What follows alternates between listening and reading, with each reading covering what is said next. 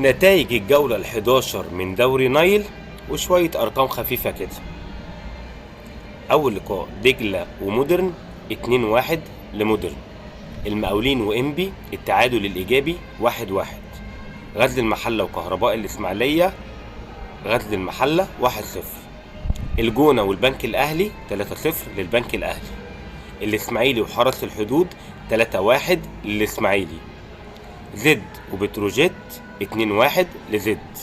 سيراميكا وطلائع الجيش 2-0 لسيراميكا. ودول 7 لقاءات فقط، طبعا نتيجة انشغال باقي الفرق في البطولات الأفريقية. تم تسجيل 18 هدف في ال7 لقاءات، كويس. ما زال أقوى خط هجوم النادي المصري البورسعيدي برصيد 18 هدف. وأقوى خط دفاع 3 فرق هم سيراميكا وبيراميدز وغزل المحلة، كل فرقة دخل فيها 4 أهداف فقط. نادي الإسماعيلي يحقق أول انتصار ليه في الأسبوع ال11، 3-1 على حرس الحدود. بالتلاتة يا حبيبي، بالتلاتة. وهنقول لكم دلوقتي ترتيب أول 5 فرق في الدوري المصري اللي كل شوية بيتغير. في المركز الأول سيراميكا ب20 نقطة من 10 لقاءات. وفي المركز الثاني المصري 18 نقطة من 10 لقاءات. وفي المركز الثالث الزمالك 18 نقطة من 10 لقاءات. وفي المركز الرابع الأهلي 18 نقطة من 9 لقاءات. وفي المركز الخامس إنبي 18 نقطة من 11 لقاء. وكمان هنقول لكم آخر 3 في جدول الدوري من الأخير لو أنت طالع.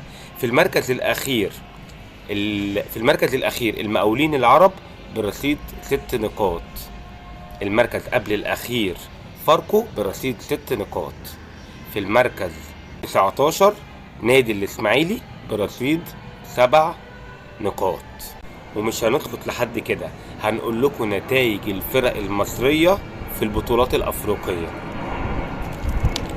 في البطولة الكونفدرالية اتلعب لقاءين، عندنا فرقتين بيمثلوا مصر في الكونفدرالية.